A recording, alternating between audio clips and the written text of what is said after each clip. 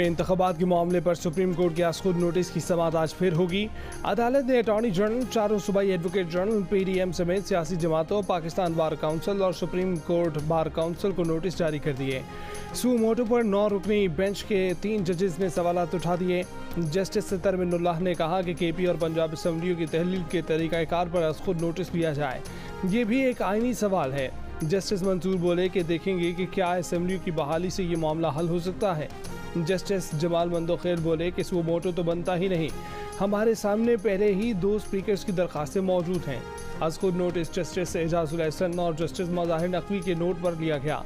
कुछ ऑडियोज़ आई हैं जिसमें आबिद जुबैरी कुछ जजेस के बारे में बात कर रहे हैं। चीफ जस्टिस ने कहा कि जस्टिस मंदोखेर के तहफ़्फ़ुज़ात नोट कर लिए, इलेक्शन 90 दिन में होने हैं, आइन की खिलाफ वर्जी बर्दाश्त नहीं करेंगे।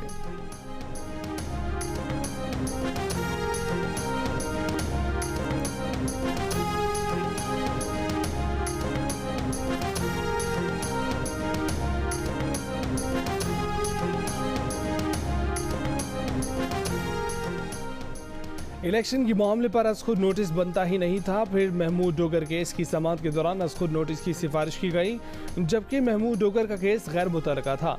वफाकी वज़ीर कानून नाज़िम नसीर तारड़ की जियो न्यूज़ के प्रोग्राम में आज शाहज़ेब खानज़ादा के साथ में बातचीत, कहा कि 2 असम्बलियाँ एक ऐसे शख्स की अना की भेंट चढ़ गईं जो उन असम्बलियों का रुकन भी नहीं था। एक जज के बारे में ऑडियो लीक्स आई, फिर मुल्क की 6 बार काउंसिल्स ने कहा कि इन ऑडियो लीक्स की तहकीकात होनी चाहिए। इसके बाद इनके असासों का रेफरेंस भी आ गया। ऐसे में इस जज के लिए मुनासिब यही था कि वो ऐसे मुकदमात से अलग हो जाएं। माजी में जस्टिस बशीर जहांगीर ने बेनज़ीर केस में ऑडियो केस सामने आने के बाद अदालती फैसला ख़त्म कर दिया, मगर जज अरशद मलिक ऑडियो केस सामने आने के बाद ऐसा नहीं किया गया। जब 2014 में इमरान खान का धरना नाकाम हुआ तो साजिशियों ने अदलिया से जज उठा लिए। इमरान खान को साधु बनना कर पेश किया गया। आवाम को पता है कि बेंच फिक्सिंग हो रही है। मुस्लिम लीग नून की रहनुमा मरीम नवाज का सरगोदा में खिताब, कहा कि साजिश तो नवाज शरीफ के खिलाफ हुई क्योंकि वो मोहरा नहीं बन सकता था। 5 का टोला मुल्क के हालात का जिम्मेदार है। जनरल रिटायर्ड फैज़ हमीद टोले के सरगना थे। फैज़ हमीद ने कहा था कि नवाज शरीफ का कद बहुत ऊंचा हो गया है, उसको कट टू साइज करना पड़ेगा। साजिश करने वालों को एक घोड़ा चाहिए था जो घड़ी चोर इमरान खान की सूरत में मिला। इमरान खान साजिशियों के फ्रंटमैन और असली फितने हैं। आज नवाज शरीफ से डर कर जमान पार्क में छुपे बैठे हैं। कल तक जेल भरो तहरीक के नारे लगाने वाले आज रिहाई की अपीलें कर रहे हैं। नैपियां बदलने की जिम्मेदारी अब परवेज इलाही ने उठा ली है।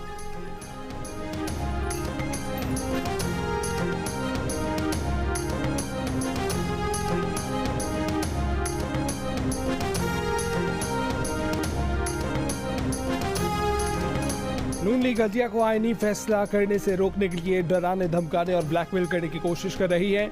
चेयरमैन पीटीआई इमरान खान ने कहा है कि जजों पर हमलों का मकसद अदलिया को 90 दिन में इलेक्शन का आईनी हुक्म देने से रोकना है। माजी में भी नून लीग ने ही सुप्रीम कोर्ट पर हमला किया था और रफीक तारड़ के जरिए जजों को खरीदा था।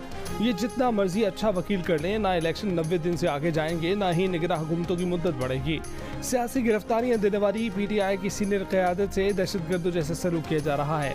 शाह महमूद को अटक, असद उमर को लिया और आजम सबाती को राजनपुर की जेल में फेंका गया है।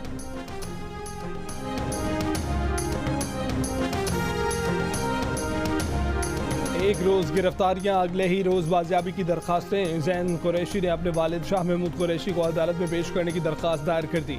मौक़िफ़ इख्तियार किया कि ये नहीं बताया जा रहा कि शाह महमूद कहाँ हैं।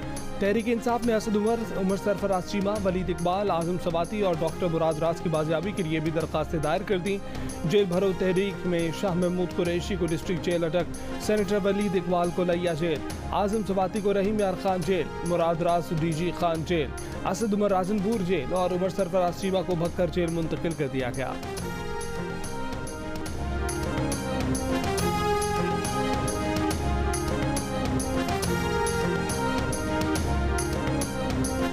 गिरफ्तारी देने वाले इतने ज्यादा थे कि पुलिस गाड़ियां छोड़कर भाग गई। रहनुमा तहरीक इंसाफ फवाद चौधरी का दावा, बोले अडाला जेल में 81 अफराद को रखा गया है।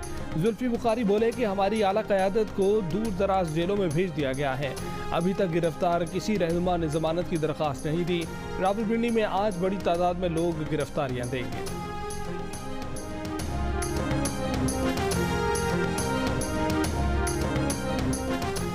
जेल भरो तहरीक के सिलसिले में आज भिंडी की कमेटी चौक पर गिरफ्तारियां देंगे। शेख रशीद की पीटीआई रहनुमाओं के साथ प्रेस कॉन्फ्रेंस। कहा कि 6 एमएनए और 14 एमपीए खुद पहले गिरफ्तारियां देंगे। आमिर खियानी सबसे पहले गिरफ्तारी देंगे। बोले किसी का बाप भी अब इलेक्शन नहीं रोक सकता। पाकिस्तान के लिए अगले 72 घंटे अहम है।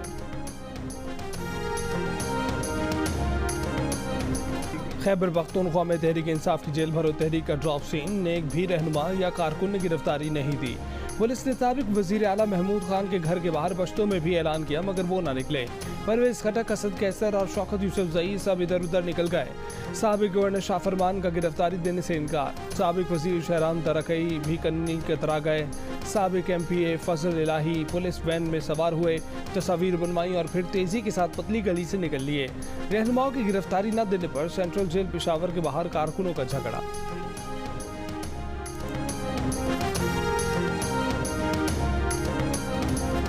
पेशावर की सेंट्रल जेल में कुछ मुजाहिरीन हसार तोड़कर दाखिल हुए। पीटीआई जेल भरो तहरीक पर जेल इंतजामिया का पुलिस को मरासला।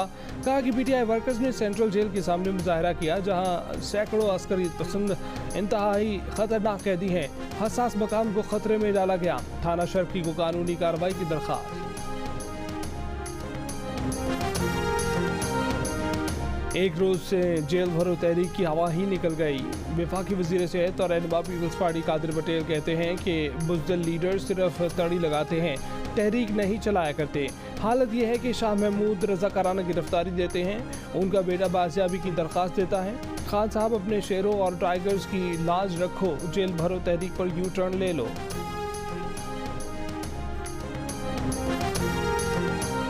वज़ीर आज़म शहबाज शरीफ से आसिफ जरदारी की वज़ीर आज़म हाउस में मुलाकात। मजमूई सियासी सूरत हाल और अवामी फलाह बहबूद के अमूर पर तबादला ख्याल।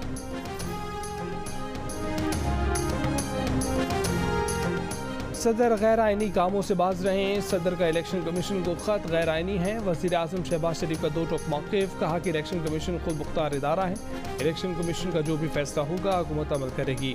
तहरीक इंसाफ की बराए नाम जेल भरो तहरीक नाकाम हो चुकी है। अवाम तहरीक इंसाफ के यू टर्न्स को जान चुके हैं। वज़ीर आज़म ने सियासी सूरत हाल पर इजलास में रहनुमाओं को सदर को खत लिखने पर एतमाद में लिया।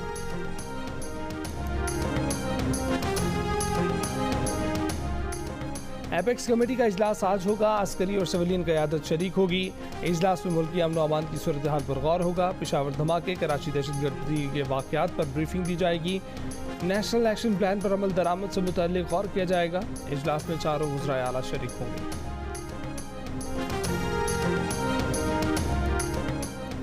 पाकिस्तान बार काउंसिल का जस्टिस काजी फ़ाइज़ और जस्टिस सरदार तारिक मसूद को भी बेंच में शामिल करने का मुतालबा। इलामे में कहा कि सुप्रीम कोर्ट के 9 सीनियर तरीन जजेस पर मुश्तमिल बेंच बनाया जाए। दोनों जजेस की बेंच में शमूलियत से गैर जानिबदारी का तासुर आएगा। बेंच की समात आइनी जिम्मेदारी और अथॉरिटी के तयन के लिए है। आवाम और वकला बिरादरी समात पर सवाल नहीं उठा सकेंगे। तवक्को करते हैं कि जस्टिस मज़ाहिर अकबर नकवी रज़ाकाराना तौर पर बेंच से अलहदा हो जाएँ। लतीफ़ खोसा एडवोकेट ने कहा कि जिन जजेस ने आज खुद नोटिस लेने का रेफरेंस भेजा उनका लार्जर बेंच में शामिल होना लाजिम होता है। बैरिस्टर अली जफ़र ने कहा 9 रुकनी बेंच है और हर जज अपनी अपनी सोच रखते हैं। सारा केस एक आइनी पॉइंट पर है, किसी न किसी को इलेक्शन का ऐलान करना है।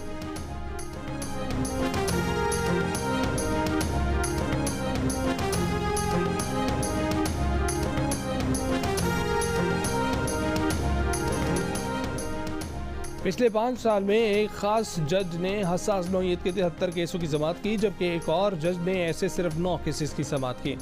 जब ऐसा अदम तवाज़ुन होगा तो सवाल तो उठेंगे। सिंध हाई कोर्ट बार के साबिक सदर सलाहुद्दीन अहमद की जियो न्यूज़ के प्रोग्राम आज शाहजेब खानज़ादा के साथ में बातचीत। कहा कि अदालत को मौजूदा आइनी बहरान की जड़ तक पहुंचना चाहिए। ये आइनी बहरान इसलिए शुरू हुआ क्योंकि सुप्रीम कोर्ट ने ये फैसला किया कि पार्टी पॉलिसी से हटकर वोट देने वालों के वोट गिने नहीं जाएंगे। बेंच के 2 जजों ने कहा भी कि इस तरह तो आप आइन रीराइट कर रहे हैं। ताहम 3 जजों ने कहा कि बेशक हम रीराइट कर रहे हैं मगर माजी में भी ऐसा हो चुका है। सलाहुद्दीन अहमद ने कहा कि आइन रीराइट किया गया, जिसके बाद बहरान दर बहरान पैदा हुआ। पाकिस्तान बार काउंसिल की एग्जीक्यूटिव कमेटी के चेयरमैन हसन रजा पाशा ने कहा है कि खास केस के लिए खास बेंच बनाएंगे तो उंगलियां तो उठेंगी।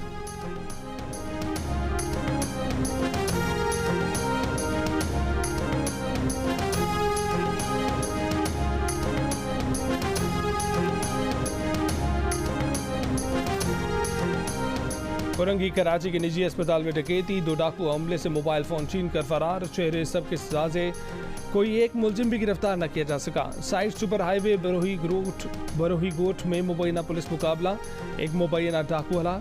लियारी खड्डा मार्केट में डकैती मज़ाहमत पर फायरिंग से 2 अफराद शदीद जख्मी, जख्मियों में एक मुबैना डाकू शामिल। यासीनाबाद में शहरियों ने डाकू को काबू कर लिया, तशद्दुद के बाद पुलिस के हवाले कर दिया।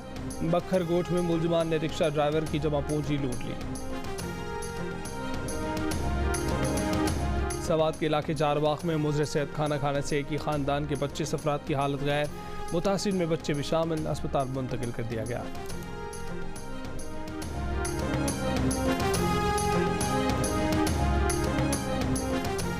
पारखान में मुर्दा करार दी जाने वाली गिरानाज और उसके 5 बाकी बच्चे बाजियाब। रूपोश गिरानाज का शौहर खान मोहम्मद मरी भी मंजर आम पर आ गया।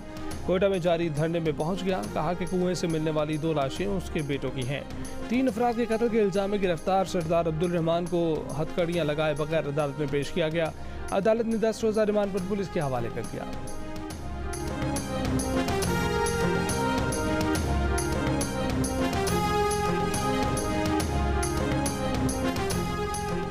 सार्फिन के लिए बिजली 14 रुपये 24 पैसे फी यूनिट महंगी होने का इम्कान। वफाकी हुकूमत ने जून और जुलाई 2022 के मौखर करदा बकियाजात की वसूली की दरख्वास्त दायर कर दी। नेपरा 2 मार्च को वफाकी हुकूमत की दरख्वास्त पर समाअत करेगी।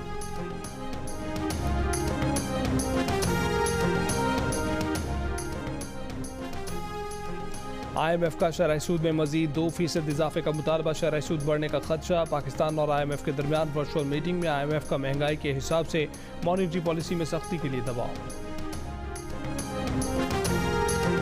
मालिक कहता कि सूत्र महंगा हो गया, फैक्ट्री नहीं चलनी। असी घर नूं जाने आ ते घर जाके परेशानी बच्चों की कि ना साडे घर दुध, ना घ्यो, ना चीनी, ना आटा। असी कित्थे जाइए? इस वक्त 30% पावरलूम इंडस्ट्री मुकम्मल तौर पर बंद हो चुकी है। 1.5 लाख से जो परदेसी मजदूर थे वो अपने घरों को वापस रवाना हो चुके हैं।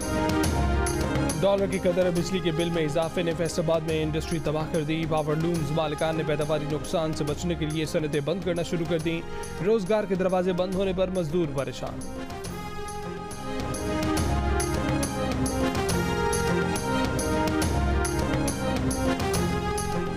मुल्तान की अक्सर शाहराहों और चौकों पर ट्रैफिक सिग्नल्स बंद, ट्रैफिक जाम मामूल बन गया। फंड्स कहाँ खर्च किए जा रहे हैं, गाड़ियों के नुकसान का जिम्मेदार कौन है, आवाम के इंतजाम से सवालात।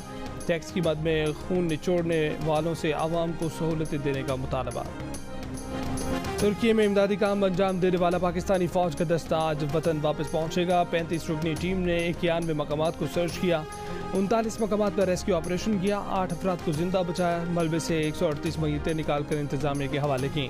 2 साइट्स पर खैमा बस्ती के लिए क्लियर भी किया। वज़ीर आज़म शहबाज शरीफ से अमरीकी सेनेट के 6 रुकनी वफ्द की मुलाकात। अमरीकी वफ्द की क़यादत सेनेटर चार्ल्स शुगर ने की। 2 तरफ़ा ताल्लुकात और बाहमी दिलचस्पी के अमूर पर बातचीत। तालिबान यकीनी बनाएं कि दाइश TTP और दीगर खित्ते काम खराब न करें। तर्जुमान अमरीकी महकमा खारजा की प्रेस ब्रीफिंग। नेट प्राइस ने कहा है कि अफगान तालिबान वादों की पासदारी करें। नेट प्राइस ने कहा है कि पाकिस्तान के साथ इक्तिसादी और तिजारती ताल्लुकात को मिसाली बनाना चाहते हैं। पाकिस्तान के साथ तवानाई, ज़राई आलात, दीगर शोबों में तिजारत के फ़रोग़ की ज़रूरत है। 2 दहाइयों में पाकिस्तान में सरमायाकारी करने वालों में अमरीका सर फहरिस्त है। पाकिस्तान के साथ एक साल में हमारी सरमायाकारी में तकरीबन 50% इजाफा हुआ।